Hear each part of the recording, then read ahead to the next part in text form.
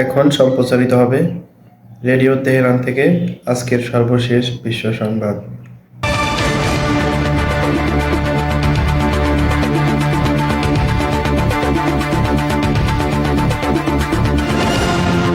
অবশেষে গাজায় কার্যকর হলো যুদ্ধবিরতি, প্রতিবাদে বেন গাভিরের পদত্যাগ। আজ রাতেই মুক্তি পাচ্ছেন 3 ইসরায়েলি নারী সেনা ও 95 জন ফিলিস্তিনি বন্দী। ফিলিস্তিনিরা স্বাধীনতা অর্জনের দ্বারপ্রান্তে রয়েছে বলে হামাসের মন্তব্য। জিহাদ নেতার সঙ্গে ফোনালাপে ফিলিস্তিনিদের অভিনন্দন জানালেন ইরানের পররাষ্ট্রমন্ত্রী। বাংলাদেশের রাজনৈতিক দলগুলোর ঐকমত্য ছাড়া সংস্কার কমিশনের প্রতিবেদন গ্রহণযোগ্য হবে না বলে মন্তব্য করেছেন বিএনপির মহাসচিব মির্জা আলমগীর। এবং গাজায় যুদ্ধবিরতি কার্যকর হলে লোহিত সাগরে ফিলিস্তিনিদের পক্ষে সামরিক অভিযান বন্ধ করার ঘোষণা দিল ইয়েমেনের আনসারুল্লাহ প্রতিরোধ আন্দোলন।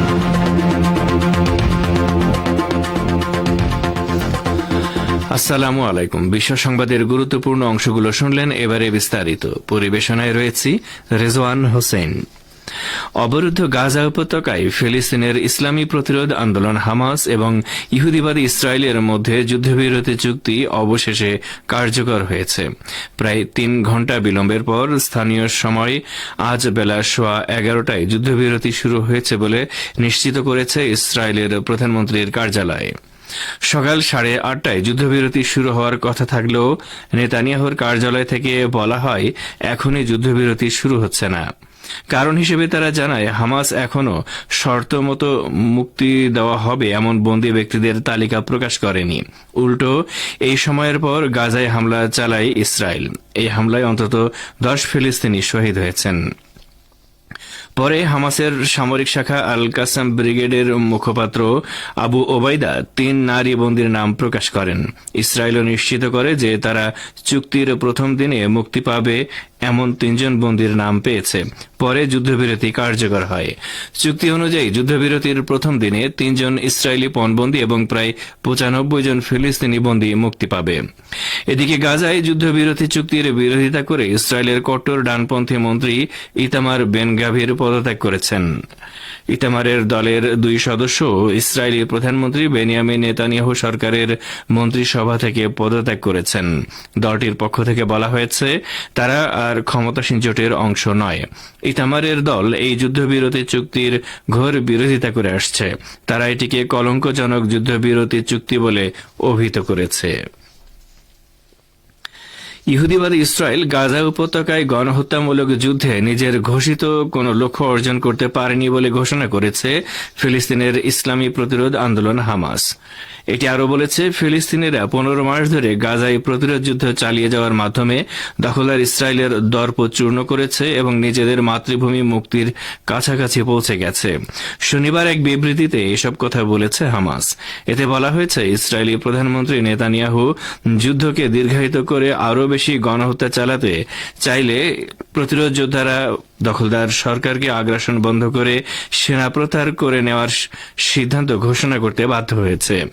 হামাসের বিবৃতিতে বলা হয়েছে, দখলদার শক্তি গাজায় তার লক্ষ্যগুলো অর্জন করতে ব্যর্থ হয়েছে, তবে তারা ভয়াবহ যুদ্ধাপরাধ করতে পেরেছে যা বিশ্ব মানবতাকে লজ্জা দিয়েছে।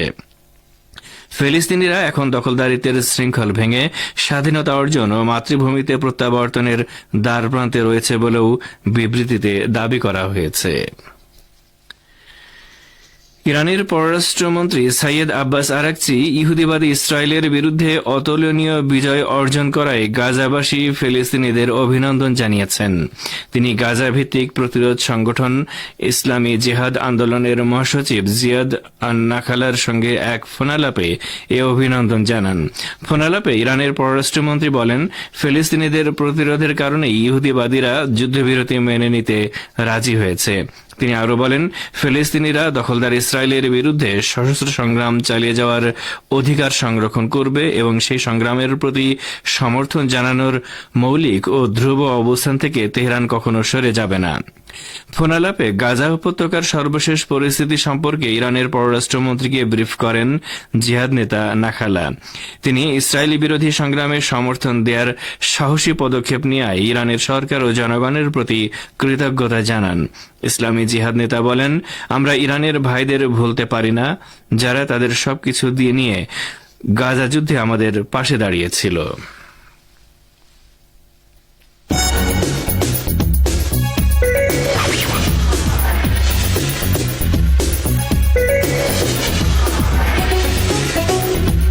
রেডিও তেহরান, খবরের সঙ্গে 24 ঘন্টা।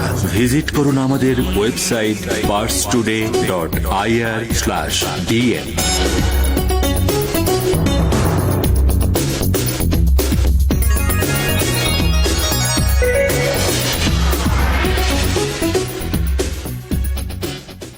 ফিরে আসি বিশ্ব সংবাদে। বাংলাদেশের রাজনৈতিক দলগুলোর ঐকমত্য ছাড়া সংস্কার কমিশনের প্রতিবেদন গ্রহণযোগ্য হবে না বলে মন্তব্য করেছেন বিএনপির মহাসচিব মির্জা ফখরুল ইসলাম আলমগীর। 4টি সংস্কার কমিশনের প্রতিবেদন জমা নিয়ে বিএনপির প্রাথমিক মন্তব্য জানতে চাইলে মির্জা ফখরুল বলেন, আমরা প্রাথমিকভাবে এখনও মন্তব্য করতে চাইনি, কারণ পুরো প্রতিবেদন আমাদের হাতে এসে পৌঁছায়নি। সরকার যেটা বলেছে এবং যে পরিকল্পনা করেছে, এই প্রতিবেদন পাওয়ার পর রাজনৈতিক দলগুলোর সঙ্গে আলোচনা করবে, তারপরেই সিদ্ধান্ত হবে এবং ঐকমত্য ছাড়া কোনোটাই গ্রহণযোগ্য হবে না। এক প্রশ্নের জবাবে মির্জা ফখরুল বলেন, আমরা তো বারবার এক কথা বলে এসেছি, সংস্কার ও নির্বাচনের মধ্যে কোনো বিরোধ নেই।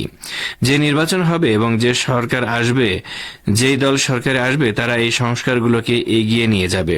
আমরা আমাদের দলের পক্ষ থেকে পরিষ্কারভাবে বলতে পারি, আমরা প্রতিটি সংস্কারকে এগিয়ে নিয়ে যাব।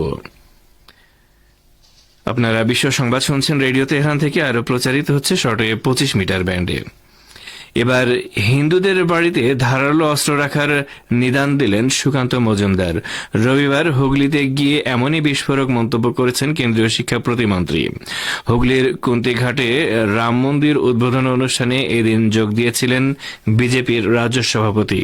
তার এই বক্তব্যের পরেই রাজনৈতিক মহলে গুঞ্জন ছড়িয়েছে। এদিন সুকান্ত মজুমদার বলেন, ছেলেদের ডাক্তার, ইঞ্জিনিয়ার যা বানানোর বানান, কিন্তু আগে ভালো হিন্দু বানান যে কিনা নিজের ধর্মের প্রতি সমর্পিত হবে। আর বাড়িতে একটা করে ধারালো অস্ত্র রাখুন। এক্ষেত্রে তৃণমূলের দিকেও নিশানা করেছেন বিজেপি নেতা। সুকান্ত আরো বলেন, যারা শব্দ হিন্দু তাদের চিনে নিন, তাহলে হিন্দু সমাজ বাঁচবে।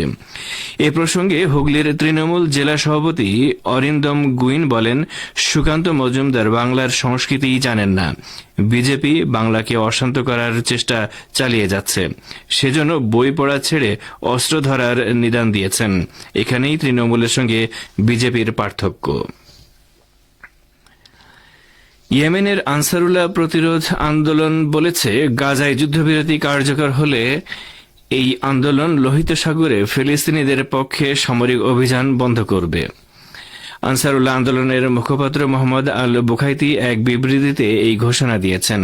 তিনি হামাস ও ইসরায়েলের মধ্যে যুদ্ধবিরতির সমঝোতা প্রসঙ্গে দেয়া এই বিবৃতিতে বলেছেন, ইসরায়েল যদি গাজায় আগ্রাসন বন্ধ করে, তাহলে আমরা ইসরায়েলের সঙ্গে সম্পর্কিত সামরিক ও বাণিজ্য জাহাজগুলোর উপর হামলা বন্ধ করব। আনসারুল্লাহর সিনিয়র কমান্ডার আব্দুস সালাম আল হুথিও এই যুদ্ধবিরতির সমঝোতাকে স্বাগত জানিয়েছেন এবং এই সমঝোতাকে একটি গুরুত্বপূর্ণ ঘটনা বলে উল্লেখ করেছেন। তিনি বলেছেন, ইসরায়েলি ও মার্কিন শত্রুরা মাসের পর মাস ভয়ানক অপরাধযোগ্য চালানোর পর গাজায় যুদ্ধবিরতি মেনে নিতে বাধ্য হয়েছে। আব্দুস সালাম গাজার মুজাহিদিন বা সংগ্রামীদের বীরত্ব ও আত্মত্যাগকে মহান, বিস্ময়কর ও শত্রুদের মনোবলের উপর প্রভাব সৃষ্টিকারী বলে প্রশংসা করেছেন। এদিকে ইহুদিবাদী ইসরায়েলের প্রধানমন্ত্রী বেনিয়ামিন নেতানিয়াহু দাবি করেছেন, হামাসের সঙ্গে যুদ্ধবিরতির মেয়াদ শেষ হয়ে গেলে বা তার আগেই গাজার বিরুদ্ধে আবার যুদ্ধ শুরু করার কথিত অধিকার তেল আবিব সংরক্ষণ করবে। তিনি বিদায়ী মার্কিন প্রেসিডেন্ট জো বাইডেন ও আগামীকাল শপথ নিতে যাওয়া প্রেসিডেন্ট ডোনাল্ড ট্রাম্পের প্রতি ইঙ্গিত করে দাবি করেন, উভয় প্রেসিডেন্ট তাকে এই অনুমতি দিয়ে রেখেছেন যে যুদ্ধবিরতির ভেতরেই অথবা যুদ্ধবিরতির মেয়াদ শেষ হয়ে যাওয়ার পর যখনই তেল আবিব উপযুক্ত মনে করবে, তখনই আবার গাজায় হামলা শুরু করতে পারবে।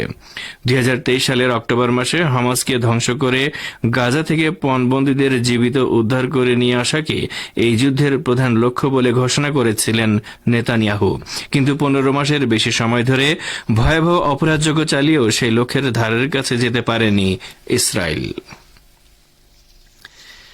ইসরায়েলি পররাষ্ট্রমন্ত্রী গিদিয়ন সাআর ইসলামী প্রতিরোধ আন্দোলন হামাসের বিরুদ্ধে তাদের পরাজয় এবং গাজায় বন্দীদের মুক্তি দিতে অক্ষমতার কথা স্বীকার করেছেন। ইসরায়েলি পররাষ্ট্রমন্ত্রী গিদিয়ন সাআর তার এক বক্তৃতায় স্বীকার করেছেন, যদিও বন্দীদের ব্যাপারে আমাদের কঠিন দায়িত্ব রয়েছে, তবু কয়েক মাস ধরে আমরা একজন বন্দীকেও জীবিত ফেরত আনতে পারিনি। সেই সঙ্গে আমরা হামাস আন্দোলনের সাথে যুদ্ধের কোনো লক্ষ্যও অর্জন করতে পারিনি। ইসরায়েলি শিক্ষামন্ত্রী ইয়াভ কিশো গাজায় যুদ্ধবিরতি চুক্তির কথা উল্লেখ করে এক বিবৃতিতে বলেছেন, হামাসের সাথে চুক্তির জন্য আমাদেরকে অনেক মূল্য দিতে হয়েছে। এ প্রসঙ্গে ইসরায়েলি নৌবাহিনীর সাবেক কমান্ডার ইয়ারি আরও বলেছেন, গাজায় বিজয় আমাদের জন্য পরিপূর্ণ পরাজয়ে পরিণত হয়েছে।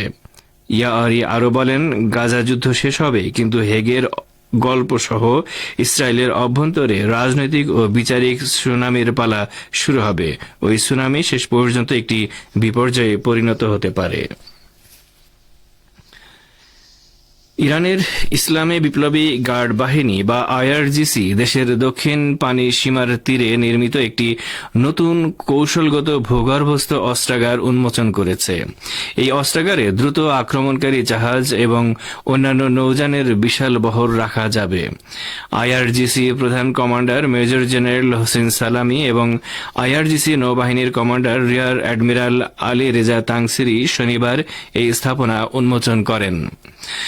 নতুন অস্ত্রাগার পরিদর্শনকালে আইআরজিসি প্রধান বলেন, এই স্থাপনাটিতে টর্পেডো লঞ্চিং সিস্টেম এবং মাইন স্থাপনে সক্ষম জাহাজের পাশাপাশি উল্লেখযোগ্য সংখ্যক দেশীয়ভাবে তৈরি দ্রুত আক্রমণকারী নৌযানও রয়েছে।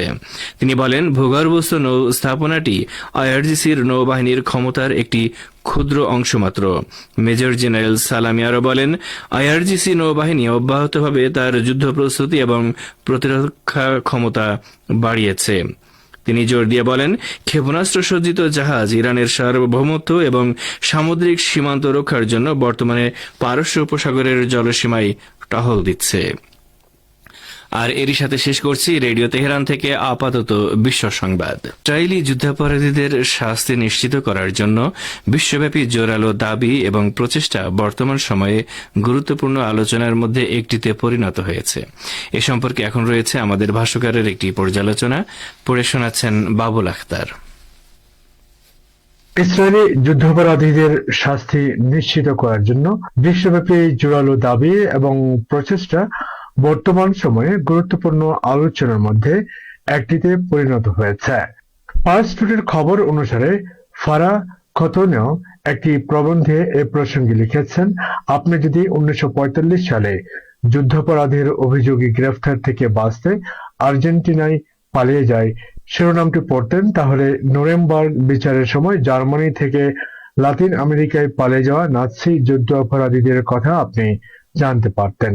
এখন 80 বছর পর একই রকম একটি শিরোনাম প্রকাশিত হয়েছে, কিন্তু এবার এটি গাজায় মানবতা বিরোধী অপরাধ এবং গণহত্যায় অভিযোগে গ্রেফতার এড়াতে আর্জেন্টিনায় পালিয়ে যাওয়া ইসরায়েলি সৈন্যদের নিয়ে। 76 বছর আগে ইসরায়েল প্রতিষ্ঠার পর থেকে পশ্চিমা বিশ্ব ইসরায়েলের জন্য সবচেয়ে জঘন্য এবং অকল্পনীয় অপরাধ যজ্ঞের জন্য দায়মুক্তির সংস্কৃতি তৈরি করেছে।